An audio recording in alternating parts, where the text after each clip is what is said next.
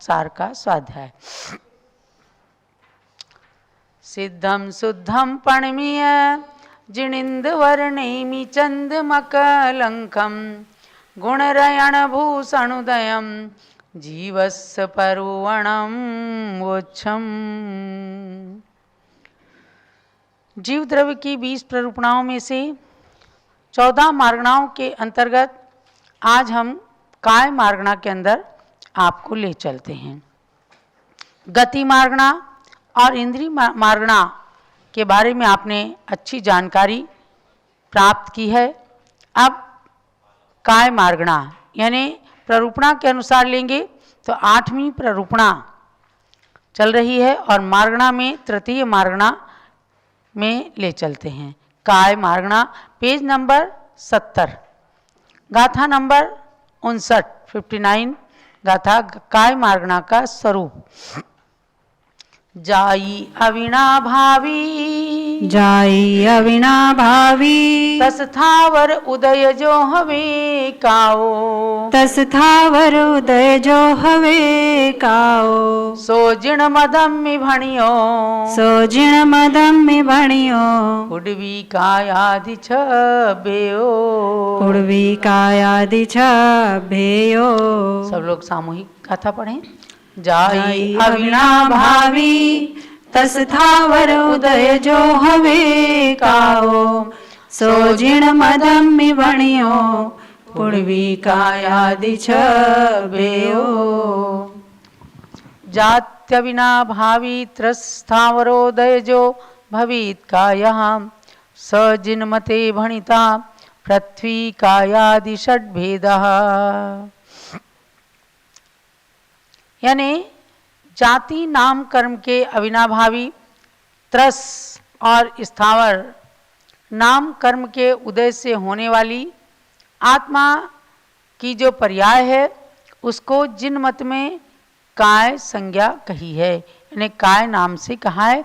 जिण मदम में भणियो जिनवर भगवान के मत में अगर अर्थात जैन शासन के अंदर उसको काय शब्द से कहा है।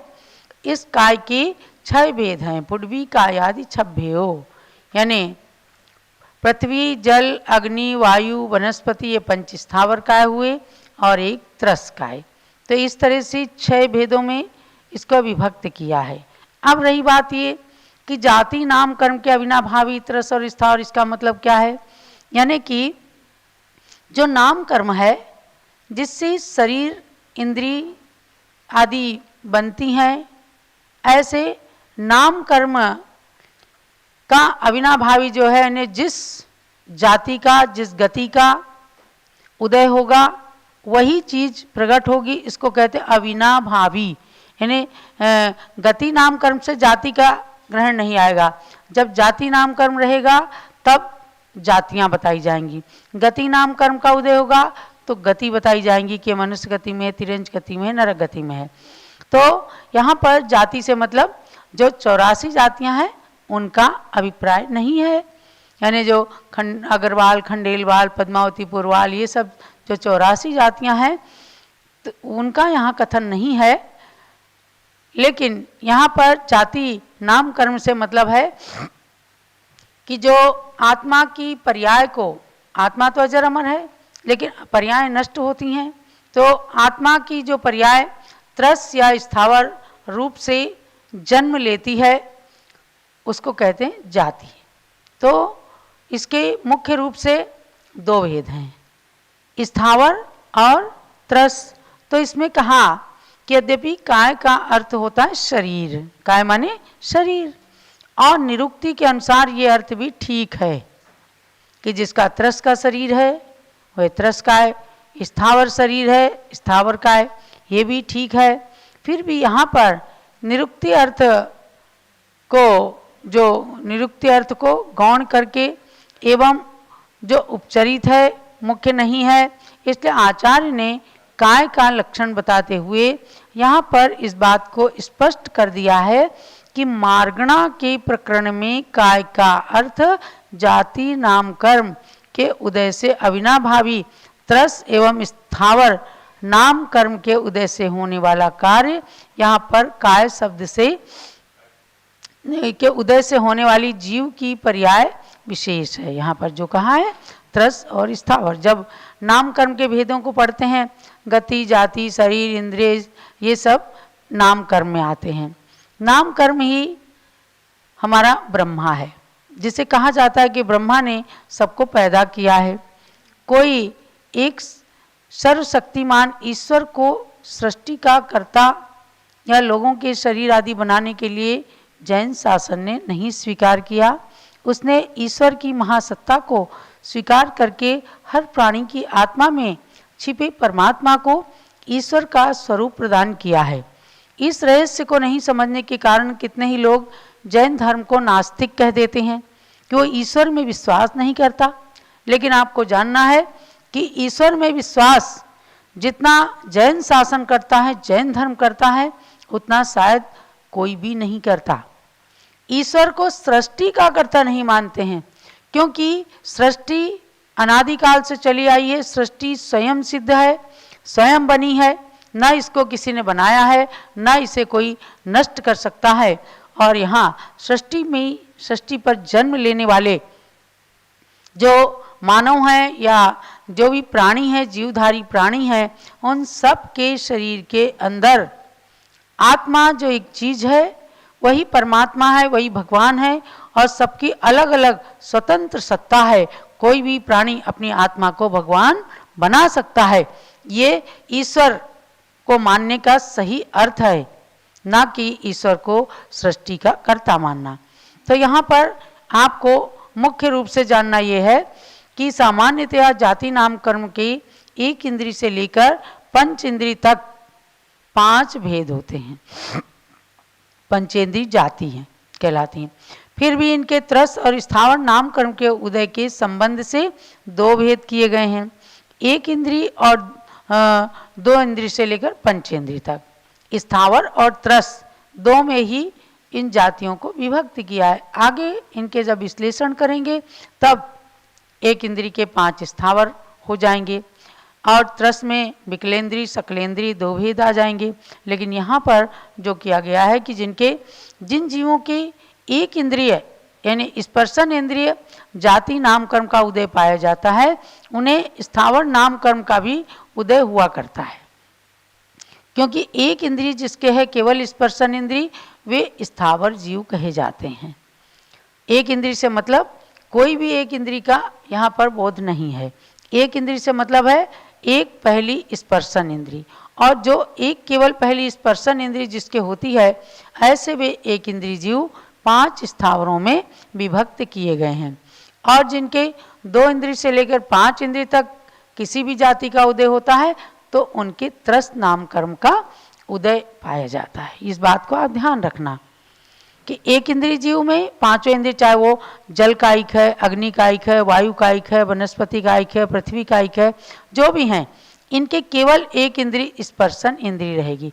तो जब स्थावर कहेंगे तो समझो एक इंद्रिय जाति नाम कर्म का भी इनके उदय है। एक इंद्रिय से लेकर 5 इंद्रिय तक ये 5 जातियां कहलाती हैं। और जब 2 इंद्रिय से 5 इंद्रिय तक के जीव को कहेंगे तो जिनके 2 इंद्रियां हैं उनके द्विंद्रिय जाति नाम कर्म का उदय है। जिनके 3 इंद्रिय हैं उनके 3 इंद्रिय जाति नाम कर्म का उदय है। ऐसे 4 इंद्रिय जीवों के 4 इंद्रिय चतुर्इंद्रिय जाति नाम कर्म का उदय है। और जिनके 5 इंद्रिय हैं, ऐसे जीवों के हम सभी के पंचेंद्रिय जाति नाम कर्म का उदय होता है। इसलिए इनको कहा अविनाभावी, यानी एक इंद्रिय है तो एक इंद्रिय के साथ ही उसके स्थावरपना जुड़ा है। एक इंद्रिय के बिना वो स्थावर नहीं कहलाएगा। तो इसलिए अविनाभाव संबंध जुड़ा हुआ है। शरीर कर्म के उदय से आगत 9 कर्म और गणाओं की रचना इन्हीं जाति अविनाभावी त्रस या स्थावर नाम कर्म के उदय के अनुसार हुआ करती हैं। ऐसा नहीं है कि शरीर के अनुसार इन जीव विपाकी जाति आदि कर्मों का उदय होता हो, जैसा कि गाथा के पूर्वार्ध से विदित होता है। और देखा जाता है कि विग्रह गति में शरीर के उदय और कार्य के पूर्व त्रस स्थावर कर्मोदय के अनुसार जीव की वह पर्याय और संज्ञा विधान माना जाता है। कोई जीव पंचेंद्री की पर्याय में जा रहा है तो उसकी विग्रह गति में भी पंचेंद्रिय जाति रहेगी। अतएव यहाँ पर काय से शरीर का ग्रहण करके कोई भ्रम में ना पड़ जाए, इसीलिए जीव विपाकी कर्मों के उदय से जन्य, जीव विपाकी और पुद्गल विपाकी मतलब जिनका फल जीव में आत्मा में होता है, यानी जैसे एक इंद्रिय जाति है तो उस आत्मा के एक इंद्रिय जाति नाम कर्म का उदय रहेगा, तो ये जीव में ही उसका विपाक माने फल हुआ, उदय हुआ।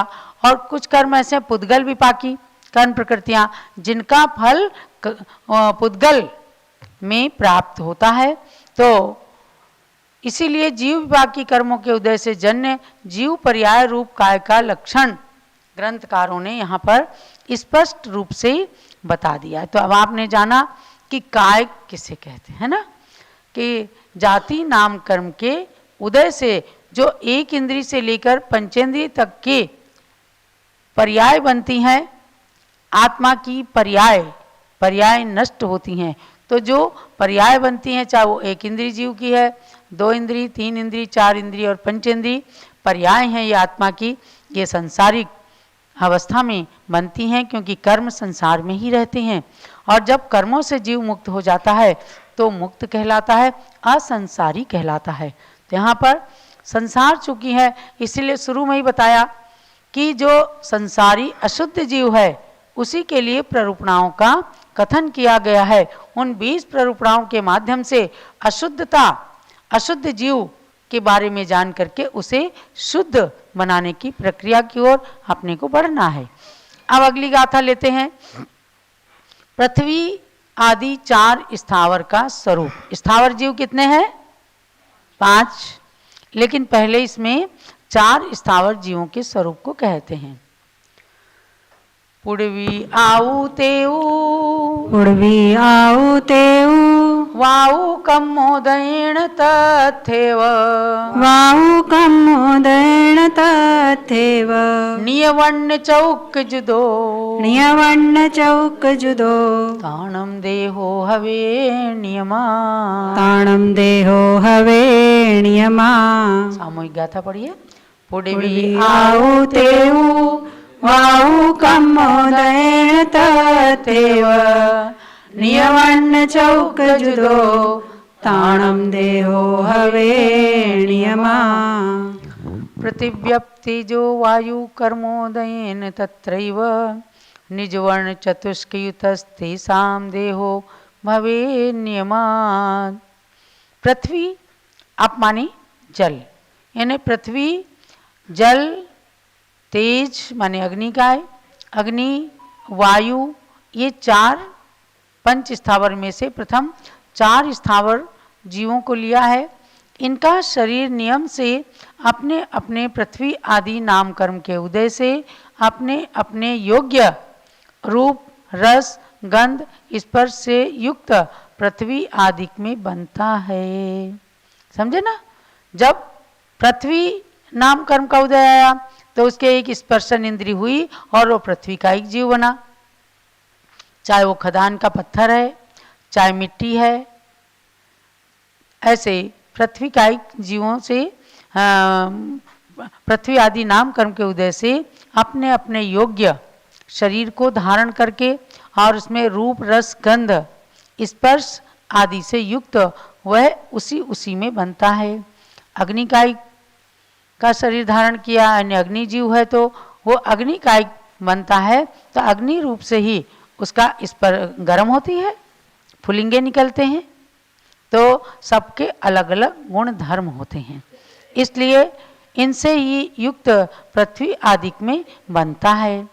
पृथ्वी आदि नाम कर्म के उदय से पृथ्वी कायिक आदि जीवों के अपने अपने योग्य से मतलब पृथ्वी के योग्य हैं तो पृथ्वी कायिक बनेंगे, जल के योग्य हैं वो जीव जल में जाएंगे, और वायु के योग्य हैं वे वायु का शरीर धारण करेंगे।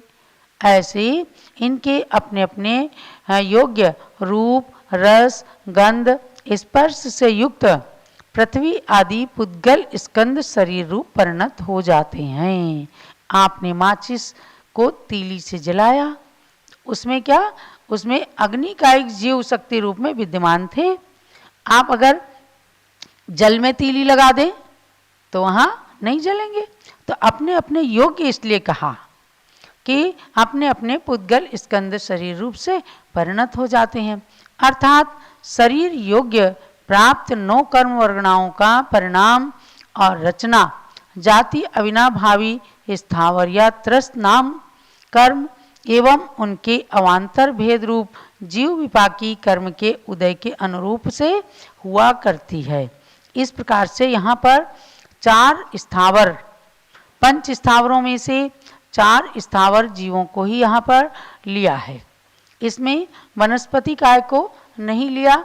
वनस्पति काय का वर्णन अलग आगे लेंगे कि किस प्रकार से वनस्पति काय का स्वरूप बिल्कुल इन 4 स्थावरों से अलग रहता है। उसमें सूक्ष्म, साधारण और ये सब भेद उसमें आएंगे, इसलिए उनको इसके अंदर घुसाया नहीं है। तो अलग से 4 स्थावर काय को समझ लेना कि जिसके अंदर जो योग्यता है, जिस रूप से उसको परिणत होना है, उस नाम कर्म का उदय उनके होता है, या जिस नाम कर्म का उदय होता है उस रूप पर्याय को, उस रूप शरीर को वो धारण कर लेते हैं। इस प्रकार से काय मार्गणा के अंदर आपको ये काय का स्वरूप बताकर और फिर स्थावर जीवों की बात बताई गई है। अब आगे वनस्पति काय और त्रस काय के जीवों का वर्णन आप आगे और सुनते रहेंगे। और पुनः ध्यान देना है कि इस गोमट सार जीव कांड सार ग्रंथ की परीक्षा आपकी 28 फरवरी को होने वाली है और 27 नंबर की गाथा से लेकर 87 नंबर की गाथा तक, वेद मार्गणा तक, हम आपको उसी तक परीक्षा लेंगे आपकी, वहीं तक पेपर बनेगा। आप सबको पीछे से तैयारी करना शुरू कर देना है, क्योंकि आपने प्रारंभ में केवल 26 गाथाओं की परीक्षा दी है। अब आगे 87 नंबर की गाथा तक परीक्षा देना है, इसलिए उसकी तैयारी करनी है।